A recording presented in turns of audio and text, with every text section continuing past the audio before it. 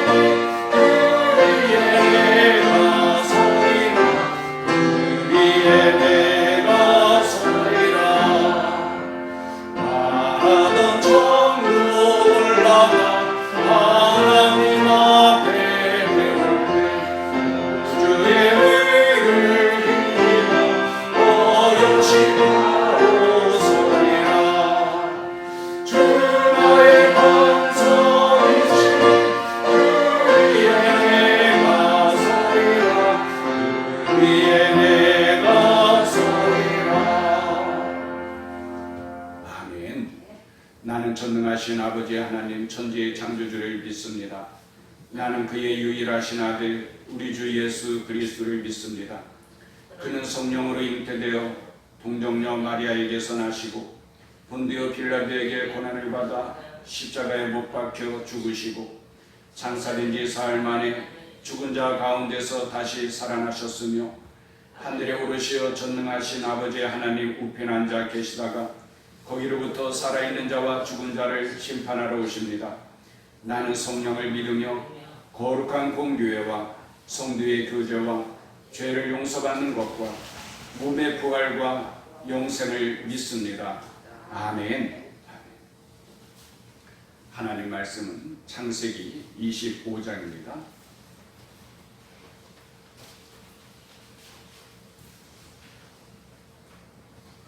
창세기 25장 말씀.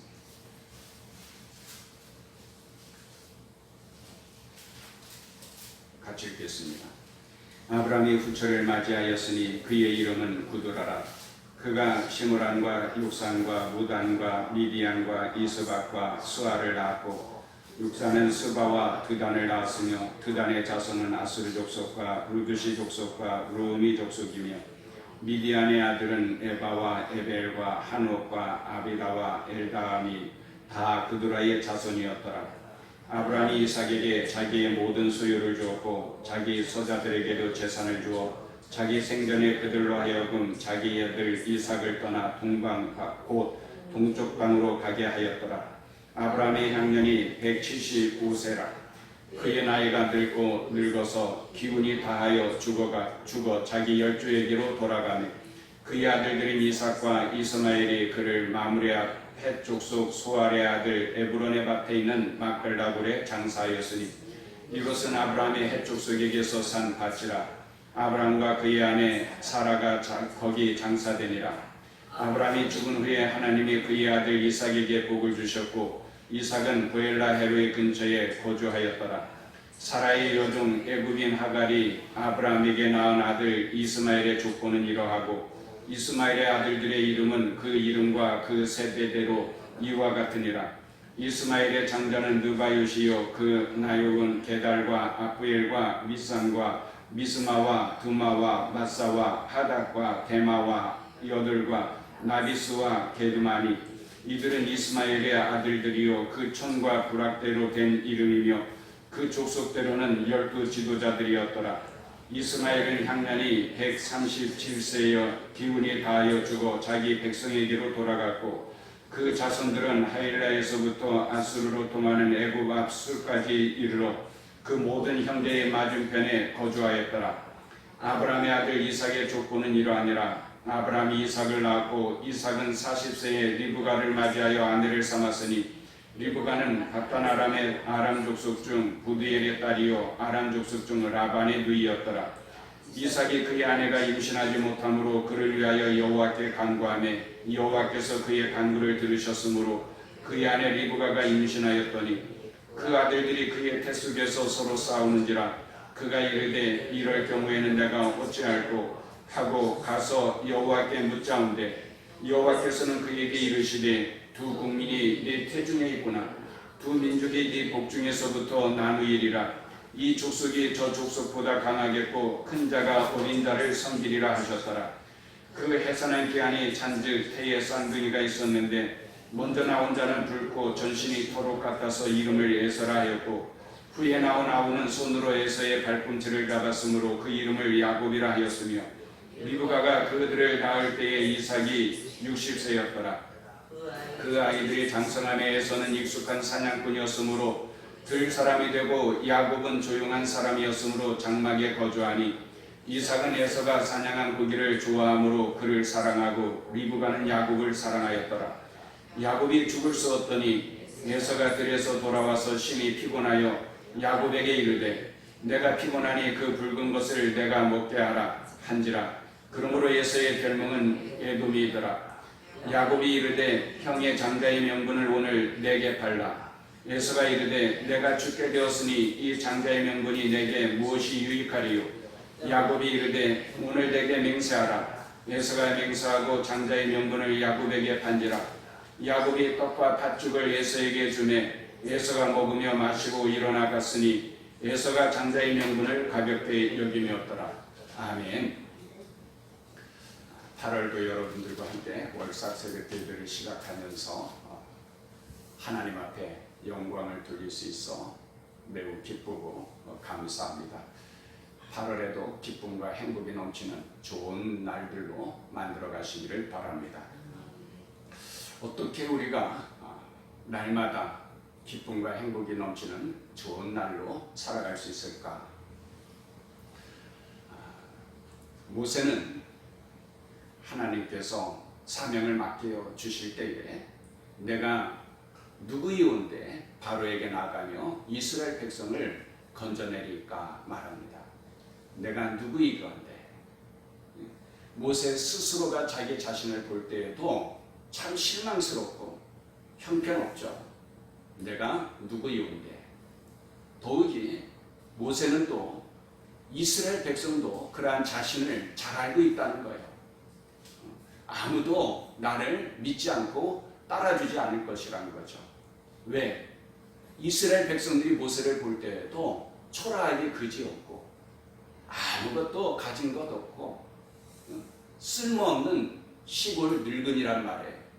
그런데 누가 믿고 따르겠습니까? 그것이 모세의 실상입니다. 오늘 우리가 그럴 수 있어요. 나 스스로를 살펴보아도 참 실망스럽고 초라하고 쓸모없는. 그러나 하나님께서 모세를 볼 때, 하나님께서 나를 볼 때는 다를 수 있습니다.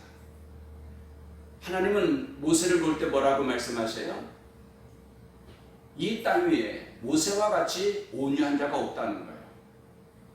40년 동안 미디안 광야에서 도망자의 삶을 사는 것이 헛된 삶이 아니라는 거예요. 모세는 그곳에서 온유와 겸손의 성품을 잘 훈련받고 단련되어질 수 있었던 것이죠. 하나님은 모세를 그렇게 보셔요. 또한 하나님은 모세를 볼 때에 손을 내밀어서 뱀의 꼬리를 잡으라고 하면은 그대로 복종하는 믿음의 사람이라는 거죠. 하나님은 모세의 믿음을 보시는 거예요. 그리고 하나님은 그런 모세를 통하여서 하나님의 영광을 나타내고 이스라엘의 위대한 지도자로 세워주신 것을 믿습니다. 우리가 어떻게 하나님 앞에 내 믿음을 보여드릴 수 있을 것인가?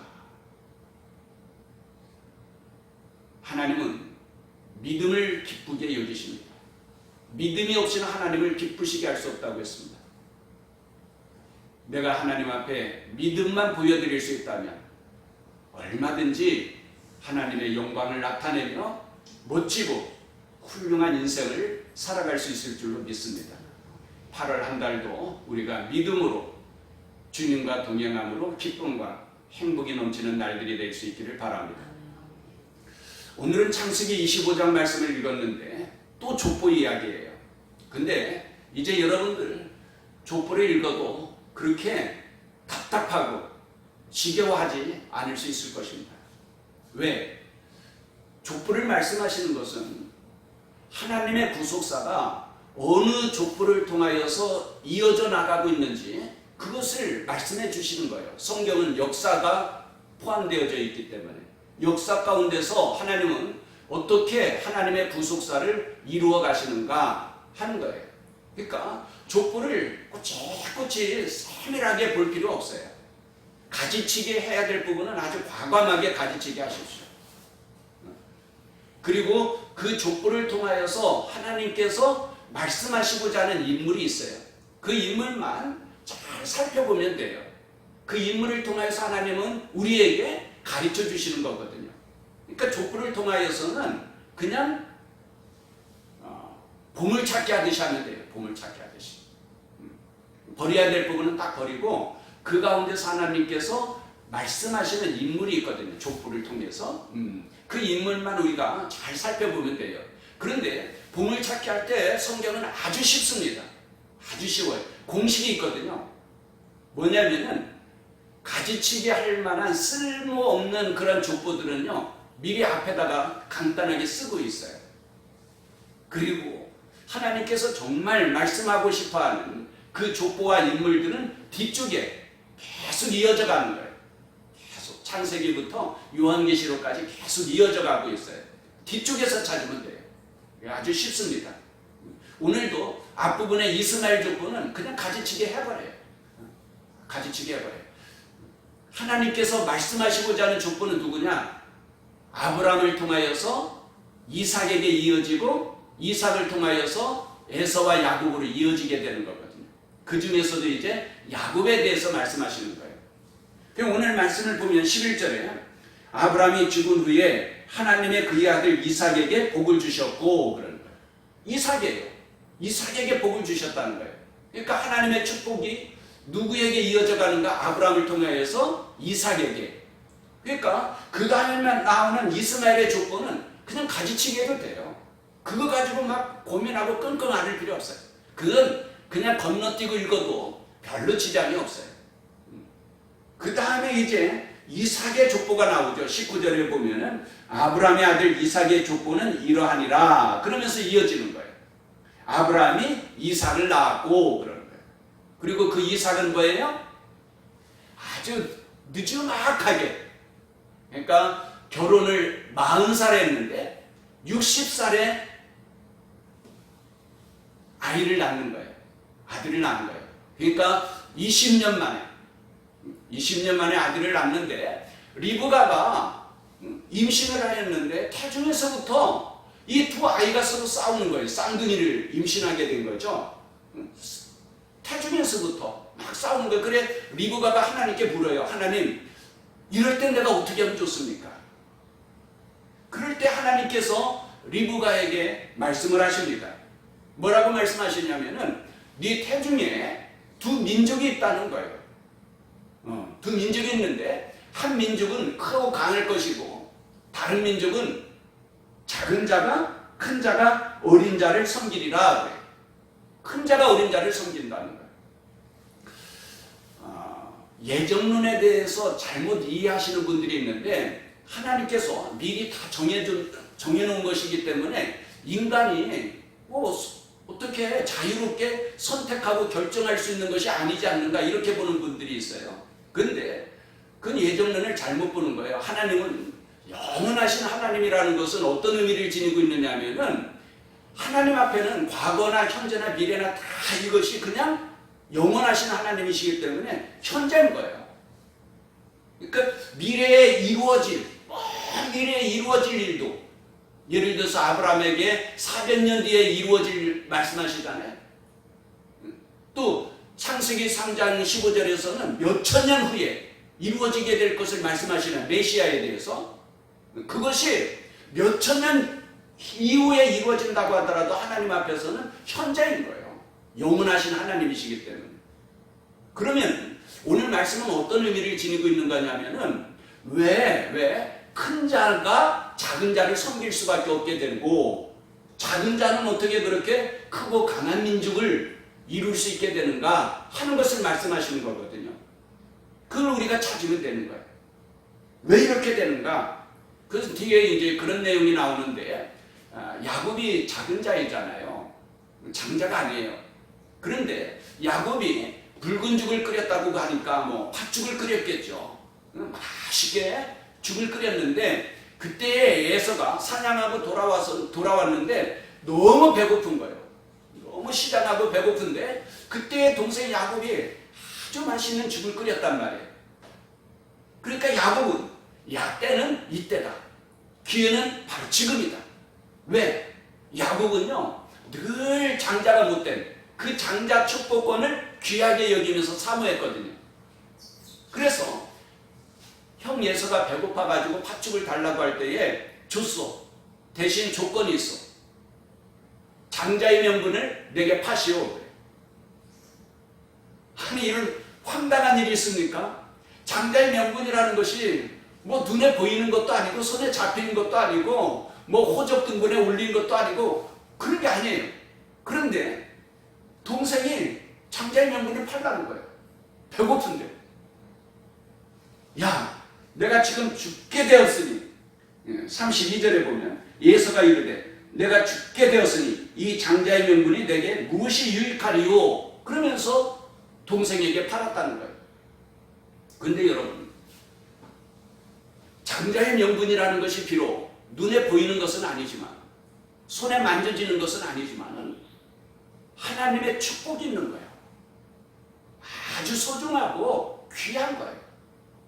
그런데 에서는 지금 배고파서 죽게 되었다는 거예요. 정말 배고파서 금방 죽습니까? 그거 아니거든요. 참고 기다리지를 못했다는 거예요. 조금만 참고 기다리면 다 가족들이 함께 모여서 팥죽 먹을 수 있는 거예요. 그걸 못 기다린 거예요. 그걸 못 기다려. 왜 몇 분들이 있느냐? 34절 마지막에 뭐라고 말씀하시냐면은 에서가 장자의 명분을 가볍게 여김이었더라.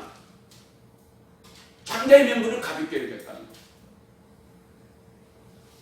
성경은 여기에 대해서 아주 자세하게 말씀을 하셔요. 그냥 요약해서 말씀드리면 야곱은요 이게 정당한 방법이 아니에요. 그렇잖아요. 나중에는 아버지까지 속입니다. 근데 성경을 보면 그런 야곱에 대해서 하나님이 책망하시고 꾸짖고 매질하시지 않습니다. 오히려 주님은 뭐라고 말씀하시냐면 마태복음 11장을 보면은 세례 요한 이후 천국은 침노를 당하나니 침노하는 자가 빼앗는다 그래요. 오히려 천국은 침노에서 빼앗는 거라는 거예요. 그런 자가 차지할 수 있다는 거예요. 무슨 말씀입니까? 귀한 줄 알고 사모해야 된다는 거예요. 시편 107편에서는 뭐라고 말씀하십니까? 하나님은 줄인 영혼에게, 사모하는 영혼에게 만족을 주시고 줄인 영혼에게 좋은 것으로 채워주시는 거라고요. 사모해야 된다. 반면에 뭐라고 말씀하시냐면은 히브리서 12장에 가면은요, 히브리서 12장 16절 이하에 한 그릇 음식을 위하여서 장자의 명분을 판 에서와 같이 망령된 자가 없도록 살피라 그래요. 그러니까 에서는 망령된 자인데 한 그릇 음식을 위하여서 장자의 명분을 팔았다는 거예요. 너도 그렇게 되지 아니할까 살피라는 거예요. 조심하라는 거예요. 무슨 말씀입니까? 오늘 우리들도 다 이 장자의 축복권을 빼앗길 위험이 있다는 거예요. 유혹을 받는다는 거예요. 공격을 받게 된다는 거예요. 그럴 때에 에서처럼 망령된 자로 어리석고 미친 자처럼 그걸 팔지 말라는 거예요. 빼앗기지 말라는 거예요. 조심해야 된다는 거예요. 말씀을 뵙습니다. 우리는 하나님께서 이미 장자의 축복권을 약속하여 주신 것을 믿습니다. 그것을 귀히 여길 줄 알아야 돼요. 그것을 쉽게 빼앗기면 안 됩니다. 이 세상에서 잠깐의 유익을 위하여서, 기쁨을 위하여서, 만족을 위하여서 하나님께서 약속해 주신 그 크고 놀라운 축복권을 빼앗기면 안 됩니다.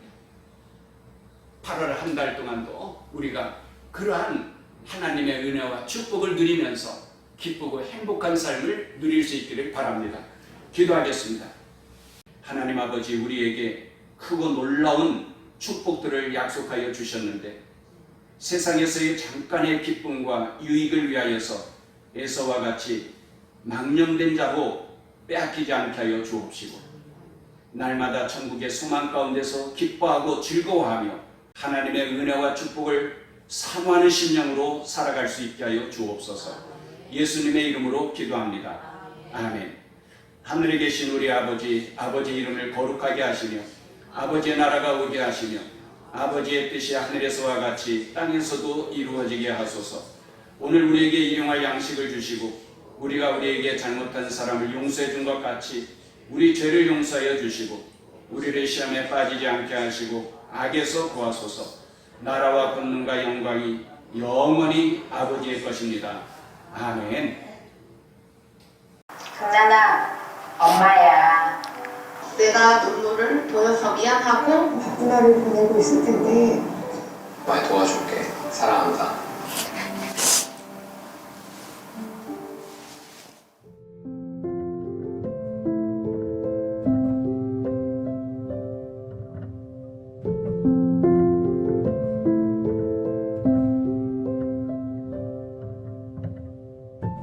사실 장갑도 여러 겹이고 보호복도 그렇고 해서 손의 감각도 좀 무뎌지고, 저희 처음에는 한 몇 달만 버티면 되겠다 이렇게 생각을 했는데 이게 길어지다 보니까 좀 몸이나 마음이나 좀 지치는 건 사실인 것 같아요.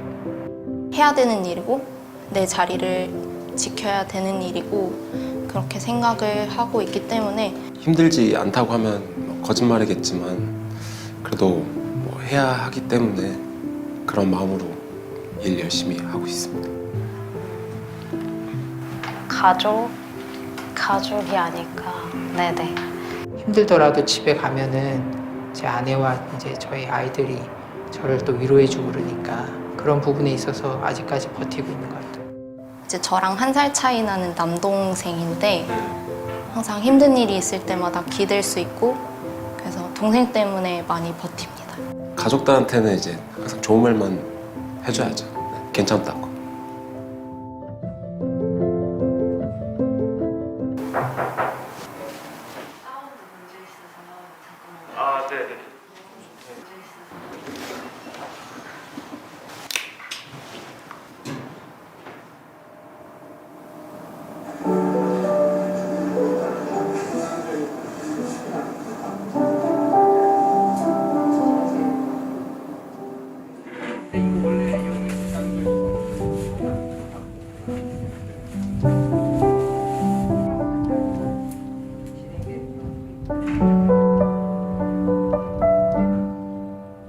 현장에서 이제 엄마 오늘부터 직접 나도 이제 방호복 입고 코로나19 환자를 이제 간호를 한다고. 그래서 그날은 이제 하루 종일 마음이 좀 안 좋더라고요. 잘하고 올까? 별일은 없을까? 항상 괜찮냐고 저는 물어봐요. 근데 늘 괜찮다고만 그렇게 말을 하는데 진짜 괜찮은 게 맞는지 걱정도 되고. 7시쯤 퇴근해서 밥 먹고 씻고 바로 잠들어 버리니까 이제 어떻게 보면은 정말 자기 여가 시간이나 아예 그런 게 없는 거잖아요. 되게 많은 것을 희생을 하고 있구나라는 생각을 많이 들어요. 의사로서 너무 좋은 것 같아요. 가족의 이론이라기보다는 그냥 국가의 한 사람으로서 열심히 일하기를.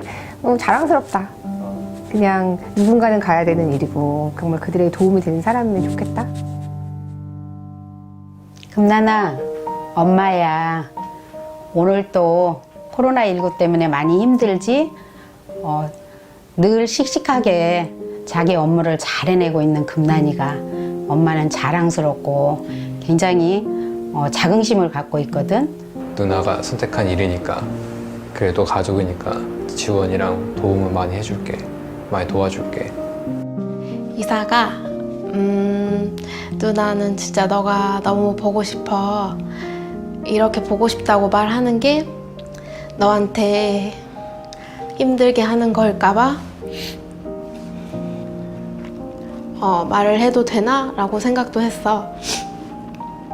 너가 위에서 잘 지내주고 있어서 엄마랑 누나는 너무 고맙고, 너가 이제 조금만 더 잘 버텨주면은 같이 잘 지낼 수 있을 날이 곧 올 거라고 생각해. 오늘도 엄청 바쁜 하루를 보내고 있을 텐데 애쓰고 있는 자기가 있어서 나는 참 든든하고 자랑스러운 것 같아. 힘들겠지만 조금 더 잘 참고 이 시간들을 위해서 애써주기를, 그 일을 잘 해주고 있는 자기가 있어서 우린 참 고마워. 끝까지 조금 힘을 내보자. 좋은 얼굴로 다시 보자. 안녕. 고맙다, 금난아. 사랑해. 사랑한다.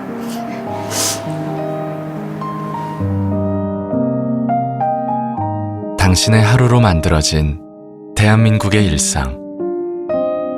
대한민국 모든 의료진을 응원합니다.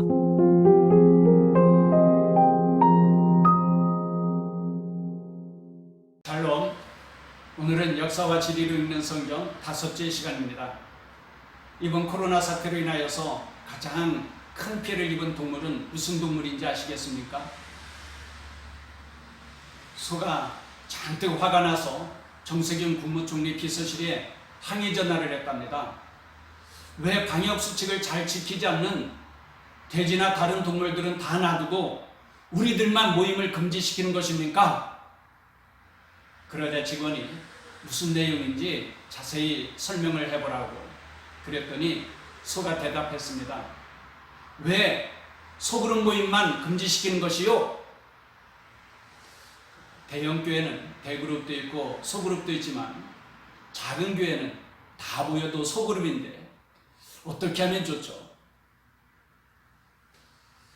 그동안 교회가 정부 시책에 적극 협조하면서 많은 노력을 기울였지만 그래도 정부의 기준에는 못마땅한 것 같았습니다. 코로나 확산의 책임이 마치 교회에 있는 것처럼 교회를 콕 집어서 소그룹 모임을 금지시키는 것에 대하여서 마음이 상하게 됩니다. 하지만 그래도 이번 기회에 교회가 많은 반성을 하면서 교회의 본분을 회복할 수 있는 기회가 될 수 있으면 좋겠습니다. 무엇보다도 성도들이 가정에서 제사장으로서의 역할을 잘 감당할 수 있고 또 세상 가운데서는 왕같은 제사장으로서의 본분을 잘 감당할 수 있는 기회가 되었으면 좋겠습니다. 성도와 교회는 이 세상에 하나님의 나라를 세우고 확장해 가야 할 사명이 있습니다. 그러나 세상은 결국 죄로 인하여서 심판받게 될 것이고 망하게 될 것입니다. 장차 망할 수밖에 없는 세상이라고 하여서 장망성이라고 합니다. 존 번연이 쓴 철로 역정에서는 성도가 장망성을 떠나서 하나님 나라에 가는 과정을 잘 묘사하고 있습니다. 하나님은 하나님의 백성, 하나님의 자녀들을 위하여 하늘에 영원한 하나님 나라를 예비해 주셨습니다. 그것을 새 하늘 새 땅이라고 하고 하나님 나라라고 합니다. 우리는 성경을 통하여 영원하신 하나님은 이러한 구원에 대하여 태초부터 계획하셨고 또 이루어가고 계심을 알 수 있으며 그리고 마지막에는 완성하실 것을 믿습니다. 특별히 성경은 창세기 12장의 아브라함 시대인 주전 약 2000년부터 예수 그리스도의 오심과 사도들이 활동하였던 주 100년까지의 약 2100년 동안에 하나님께서 어떻게 구속의 역사를 펼쳐가셨는가를 말씀하십니다. 인류의 역사는 말할 수 없는 많은 나라들이 흥망성쇠를 이루면서 사라졌지만 성경은 그런 가운데서도 하나님께서 일관되게 하나님 나라를 이루어가고 계심을 말씀하고 있습니다. 하나님은 아브라함을 택하여 내가 너로 큰 민족을 이루시겠다고 말씀하셨습니다. 아브라함과 그의 자손들을 하나님 나라의 백성으로 삼겠다는 약속입니다. 그리고 그 백성을 통하여 땅의 모든 족속이 복을 받고 구원받도록 하는 것이 하나님의 뜻이고 계획입니다. 아브라함을 믿음의 조상이라고 하는 것은 하나님은 아브라함의 믿음을 보시고 의롭다고 하셨으며 하나님 나라의 백성이 되는 자격은 오직 믿음이기 때문입니다. 그러나 예수님께서 이 세상에 오시기 전에는 하나님께서 혈통적으로 아브라함의 자손인 이스라엘을 통하여 구속사를 이루어 가셨습니다. 그것이 바로 구약의 세계입니다. 먼저 구약 성경의 각 낙권을 역사 속에 정리해 볼 필요가 있습니다. 그래야 하나님께서 우리를 구원하시기 위하여 어떤 일들을 행하셨는지 그리고 그때마다 하나님의 백성들이 어떤 잘못을 저질렀는지 일목요연하게 정리할 수 있기 때문입니다. 지난번에 말씀드렸던 창세기에서부터 말라기 선지자까지의 역사를 도표에 그려보았습니다.